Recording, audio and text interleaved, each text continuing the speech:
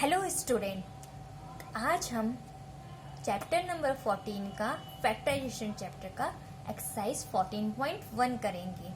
जैसे कि मैंने फर्स्ट वीडियो में बताया था फैक्टराइजेशन कैसे करते हैं, बेसिक इंट्रोडक्शन दिया था, उसी से रिलेटेड हम क्वेश्चंस इस एक्सरसाइज में करेंगे। तो लेट्स सी फर्स्ट क्वेश्चन क्या है। देखिए 12x, 13x। पहले हम 12x के फैक्टर्स निकालेंगे। तो 12x के फैक्टर्स क्या होंगे? हम पहले 12x के फैक्टर्स निकालेंगे तो क्या होंगे, आप इससे प्राइम फैक्टराइजेशन से 12 के फैक्टर्स पहले निकाल सकते, जैसे कि 2 6 12, 2 3 6, 3 1 3। तो 12 के फैक्टर्स क्या हो गए? 2 × 2 × 3 एंड x साथ में है, यानी मल्टीप्लाई x। अब हम देखेंगे 36 के फैक्टर्स। 36 के फैक्टर्स क्या होते हैं? 36, 2 1 2, 2 8 16, 2 9 18, 3 3 9, 3 1 3। तो इसके फैक्टर्स क्या हो गए? 2 × 2 × 3 × 3। तो हमारे एक्सरसाइज 14.1 के फर्स्ट क्वेश्चन में कहा गया था कि हम उनके कॉमन फैक्टर्स निकालें। तो अब देखिए हमने 12x के फैक्टर्स निकाल दिए और 36x के फैक्टर्स निकाल। अब देखिए इसमें से कॉमन क्या क्या चीजें निकलती है। देखिए 12x के पास क्या है? 2 2, यानी कॉमन फैक्टर्स। क्या 2 2 36 के पास भी है? हाँ। तो देखिए 2 × 2, फिर एक 3 है तो यानी 3। तो इसके कॉमन फैक्टर्स क्या हो गए? 2 2 4, 4 3 12। ठीक है फ्रेंड्स। अब देखिए इसके सेकंड पार्ट में क्या कहा गया है? 2y एंड 22xy के कॉमन फैक्टर्स निकालने हैं। तो देखिए अब हम कैसे निकालेंगे। 2y के पहले फैक्टर्स निकालें तो क्या होंगे? 2 × y। 22xy के क्या फैक्टर्स होंगे? 22xy। तो पहले 22 का प्राइम फैक्टराइजेशन कर लेंगे, जो कि हमें आता है 2 1 2, फिर 11 1 11। तो क्या हो जाएंगे? 2 × 11 और x एंड y भी है, तो यानी multiply x multiply y। Then हम देखेंगे कॉमन फैक्टर। दोनों में कॉमन फैक्टर क्या क्या है? इसके पास 2 है, इसके पास 2 है, तो एक फैक्टर 2। इसके पास y है, इसके पास भी y है, तो ये। तो कॉमन फैक्टर क्या हो गया? 2y। ठीक है फ्रेंड्स। अब देखिए थर्ड क्वेश्चन में क्या बोलता है। 14 p/q के फैक्टर, 28 p² q² के फैक्टर। तो पहले हम 14 p/q के फैक्टर्स निकाल देंगे। 14 p/q, 14 का प्राइम फैक्टराइजेशन कीजिए। 2 7 14, 7 1 7। तो ये हो जाएगा 2 × 7 एंड pq भी है, तो multiply p and multiply q। 28 p² q² के क्या फैक्टर्स हो जाएंगे? 28 p² q²। तो 28 का प्राइम फैक्टराइजेशन करते हैं। 2 1 2, 2 4 8, 2 7 14, 7 1 7। तो क्या फैक्टर्स हो गए? 2 × 2 × 7 और p² है, यानी p 2 टाइम्स है and q² again q 2 times है। अब देखेंगे कॉमन फैक्टर। दोनों में कॉमन फैक्टर्स क्या क्या हो जाएंगे? देखिए इसके पास 2 है, इसके पास भी 2 है, तो यानी एक 2 कॉमन फैक्टर। इसके पास 7 है, इसके पास भी 7 है, 7 कॉमन फैक्टर। इसके पास p है, इसके पास भी p है, एक एक p है सिर्फ, तो एक p ले लेंगे। इसके पास एक q है, इसके पास भी एक q है, एक q लेंगे। तो इसके क्या हो जाएंगे? 7 2 14 p/q। इसके कॉमन फैक्टर्स क्या हो गए? 14 p/q। अब देखिए स्टूडेंट, हमारा फोर्थ पार्ट क्या कहता है? 2x के एंड 3x² एंड 4 के कॉमन फैक्टर्स निकले। तो पहले हम 2x के फैक्टर्स कर देंगे, 2 × x, फिर 3x² के फैक्टर करेंगे, 3 × x मल्टीप्लाई x, फिर 4 के फैक्टर्स कर देंगे। 4 के फैक्टर्स क्या होते हैं? 2 × 2। देन अगर हम इनको कॉमन फैक्टर्स निकालें तो क्या क्या है? 2 इसके पास है, इस वाली टर्म के पास तो नहीं है, इसके पास 2 है, तो कॉमन फैक्टर तो नहीं हुआ।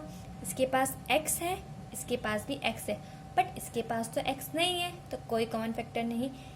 देखिए जब कोई कॉमन फैक्टर नहीं हो तो सिंपली क्या होता है? 1 एवरीवन्स फैक्टर्स। तो इसका कॉमन फैक्टर क्या हो जाएगा? 1। ठीक है। अब देखिए फिफ्थ पार्ट हमारा क्या बोलता है। देखिए पहले हम 6abc का फैक्टर निकालेंगे। 6 कैसे लिखते हैं? ब्रेक करके 2 × 3 multiply A multiply B multiply C. 24 को कैसे लिख सकते हैं, ए बी स्क्वायर। अगर आपको फैक्टर्स नहीं आते निकालने तो आप प्राइम फैक्टराइजेशन से निकाल सकते हैं। जैसे कि ये देखिए 2 1 जा 2, 2 2 जा 4, 2 6 जा 12, 2 3 जा 6, 3 1 जा 3। तो ये सब इसके फैक्टराइज हो गए, मतलब मैंने इसे ब्रेक करके लिख दिया है।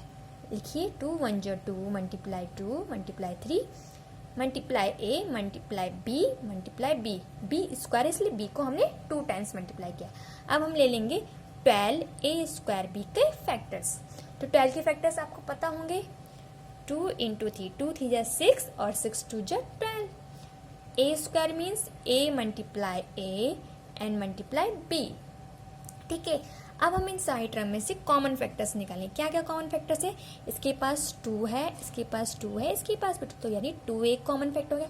देन इसके पास 3 है, इसके पास भी 3 है एंड इसके पास भी 3 है, तो 3 हमारा एक कॉमन फैक्टर हो गया। उसके बाद हमने क्या देखा, इसके पास a है, इसके पास भी a है, इसके पास b है।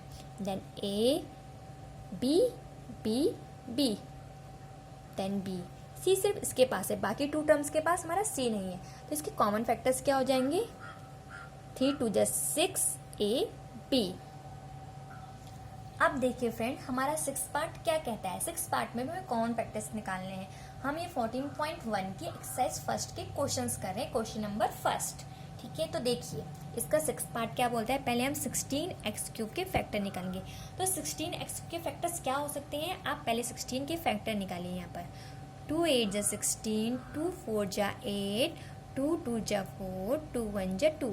ये सब 16 के फैक्टर्स हो गए। इन्हें लिखिए 2 मल्टीप्लाई 2 मल्टीप्लाई 2 4 टाइम है मल्टीप्लाई 2, और x क्या है 3 टाइम, यानी x multiply x multiply x।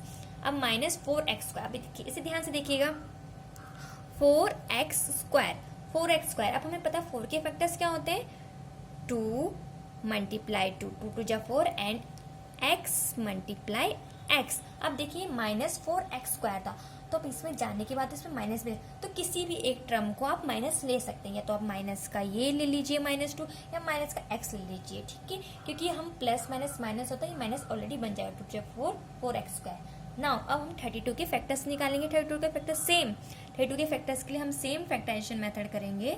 देखिए 2 1 जा 2, 2 6 जा 12, 2 8 जा 16, 2 8 16, 2 4 जा 8, 2 2 जा 4 एंड 2 1 जा 2। देखिए इसे फैक्टराइजेशन कर दिया हमने। अब इसके फैक्टर्स लिखते हैं।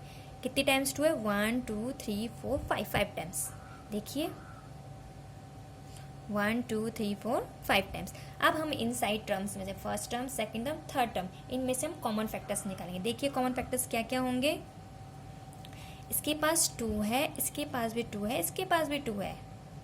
अब देखिए इसके पास 2 है और इसके पास 2 है, इसके पास 2 है, तो एक हमारा जो 2 है, इसके पास भी 2 है, माइनस की हम टर्म को साइड लिख के चलते हैं। ठीक है, तो एक 2 और हो जाएगा कॉमन फैक्टर में। बाकी इसके पास x है, इसके पास x है और इसके पास x नहीं है, तो इसका आंसर क्या हो जाएगा, 2 2 जा 4। Common factor is 4। ठीक है, नेक्स्ट अब हमारा 7th पार्ट क्या बोलता है, इसके फैक्टराइजेशन कीजिए। ठीक है, देखिए पहले हम 10 PQ के फैक्टराइजेशन करेंगे। तो 2 5 जा 10 मल्टीप्लाई P मल्टीप्लाई Q। अब हम 20 के फैक्टराइजेशन करेंगे, 20 PR। 20 की फैक्टराइजेशन आप ऐसी सेम वैसे कर लीजिएगा। फैक्टर कैसे निकालेंगे, प्राइम फैक्टराइजेशन करके।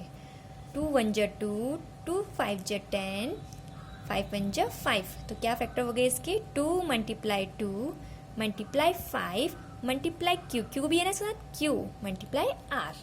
ठीक है, Q मल्टीप्लाई R। अब हम करेंगे 30 का।